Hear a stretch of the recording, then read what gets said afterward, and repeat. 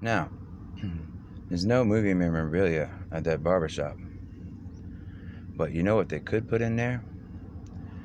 A tourism map can be found at, where they get off the road and they go to the tourism place, to get all that stuff.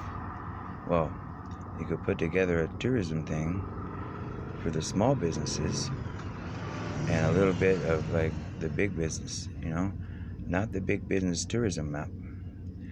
They go to one of the places that was on the big business tourism map. You see? Then it looked like a James Bond mission. And then they go from here to here and they learn the education there. And they go moving on up. Remember the Jeffersons moving on up? The Jeffersons, like the Jetsons of the future. You see? You start telling stories like that in your barbershops and they go, oh. And then everybody start to learn together. Now, check it out.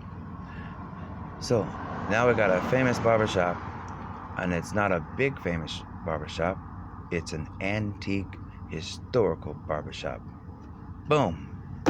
They go, how's that happen? So, now, they go to this barbershop. Since Mr. Kirk stopped at that barbershop, what about mine? Oh, there's plenty of money to go around.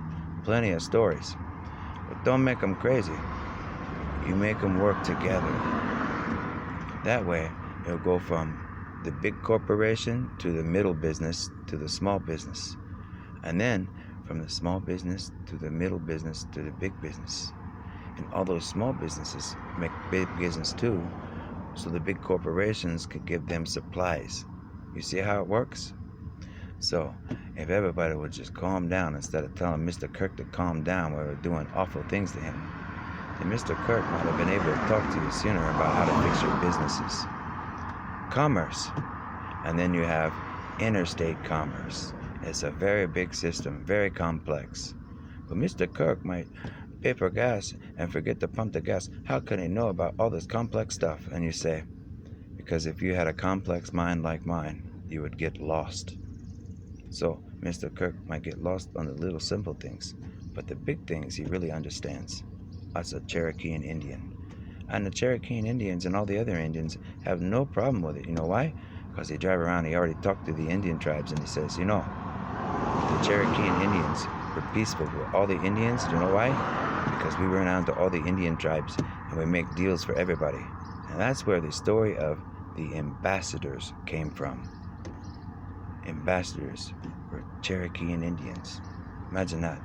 So all the Indian tribes would get their ambassadors together, and they go talk to the Cherokee ambassadors, and we try to work out differences. And they go, does that mean the Cherokeans are in charge of all the Indians? No, we settled that war a long time ago. We said the Cherokee Indians were the chief advisors. So they go, whoa, now you know where some of the American government came from. The Indian stuff, the British stuff, the Chinese stuff, the Japanese stuff, the Italian stuff. All the governments of the world put together the Constitution of the United States of America, and we made all these different states so that the rest of the world could figure out how to work on our problems. So they called America a miracle, the promised land. So everybody invest their money and said, one day we're going to keep our promises. So we got trucks driving around saying, helping the world keep their promises.